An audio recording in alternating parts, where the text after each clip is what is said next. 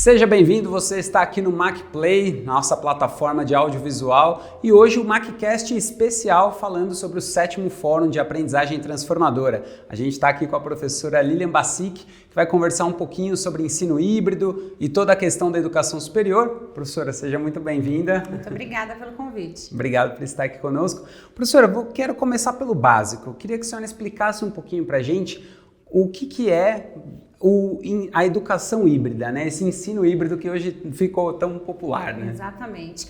Eu acho que existe essa questão mesmo, eu vi que você até ensino híbrido, educação híbrida, existe esse momento atual da sociedade que é essa reflexão para o ensino híbrido e para o jeito que ele acabou sendo refletido no período de pandemia.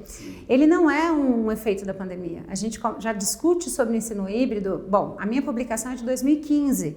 As minhas discussões para essa publicação, que fizeram parte da pesquisa do doutorado, antes disso, desde 2012 eu pesquiso ensino híbrido. Mas o que acontece? No período de pandemia, ele acabou tendo um outro teor. Qual é o teor original dele?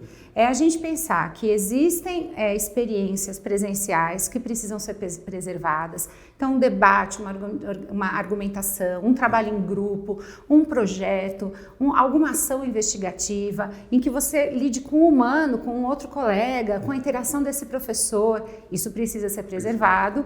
E existem experiências do online que nos ampliam muito os canais de aprendizagem, né?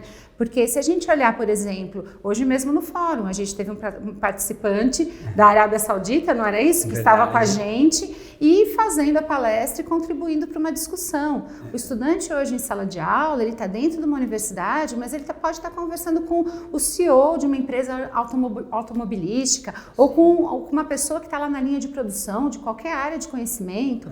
Então, essa conexão, o que tem de melhor do online, com o que tem de melhor do presencial é que compõe o que a gente chama de ensino híbrido, tá?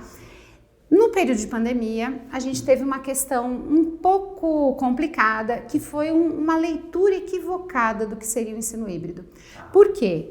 Pelo uso da palavra híbrido quer dizer mistura, então qualquer mistura pode ser híbrida, e acabou tendo uma discussão de que híbrido era ter um pouco de aluno na instituição, presencialmente, e um pouco em casa, e você transmitir uma aula, ou você dar uma aula remota. Então o ensino remoto foi confundido com o ensino híbrido, a transmissão de uma aula foi confundida com o ensino híbrido, o EAD foi confundido.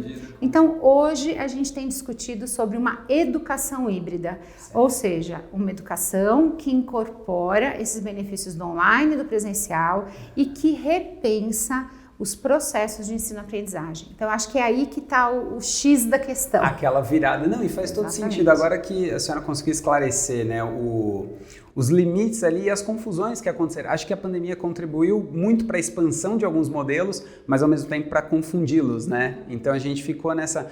E é interessante que então o ensino híbrido ou, né, essa educação híbrida que a gente está migrando, então ela combina o melhor dos dois mundos, por assim dizer. Exatamente. Na verdade, até o slogan que a gente usa, né? O ensino híbrido combina o melhor dos dois mundos.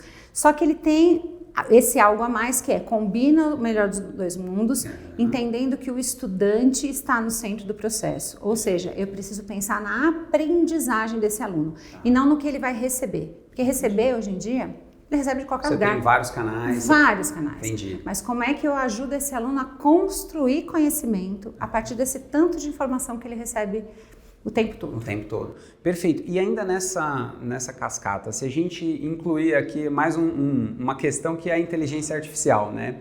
Como é que a gente pode enxergar a inteligência artificial utilizada no ensino híbrido para melhorar mesmo esse processo de ensino-aprendizagem para os alunos?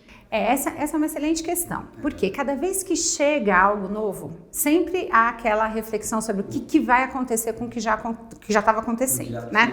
Então, essa é um ponto importante para a gente analisar, porque do mesmo jeito que antes a gente não tinha um buscador online, e que hoje a gente tem, e os professores ficaram preocupados, e agora? Eu vou dar uma pesquisa para casa, o meu aluno vai colocar no Google, no Bing, sei lá, onde ele quiser, e vai copiar e colar, né? Às vezes ele nem copiava e colava, ele copiava mesmo no caderno, na mão, a resposta. Como a gente copiava das enciclopédias antigamente. Eu ia até citar isso, uma Barça, alguma coisa assim. Não é? A gente fazia isso.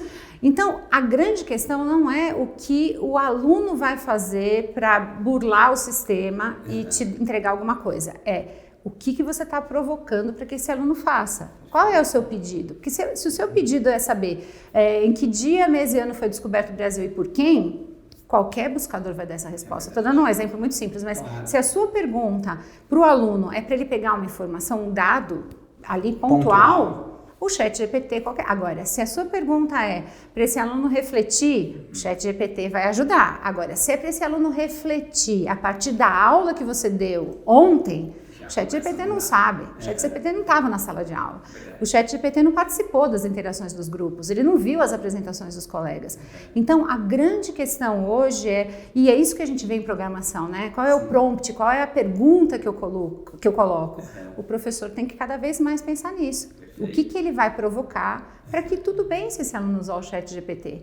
Agora, ele precisa fazer alguma coisa a mais, né? Então... Não, faz todo sentido, até porque isso acaba desenvolvendo o pensamento crítico no aluno, porque ele vai ter que, de alguma forma, articular o conhecimento, seja da memória da aula junto com as novas informações e mesmo ele vai ter que parar para pensar em como imputar essa informação na plataforma. Exatamente, exatamente. Ou ele vai pensar nisso, eu já sei, cada vez que eu estiver assistindo uma aula, eu vou fazer um resumo dessa aula com os pontos principais e vou mandar para o ChatGPT. Excelente, se ele fizer isso, tá ótimo, porque ele já fez um resumo da aula, ele já estudou sobre aquela aula e ele colocou no ChatGPT. E ele está atuando em cima daquele conhecimento que ele recebeu, que é o que a gente sempre deseja, né? Que o aluno não só receba de maneira passiva, mas que ele também revisite esses conteúdos e rearticule, né? É assim que a gente constrói conhecimento. Exatamente.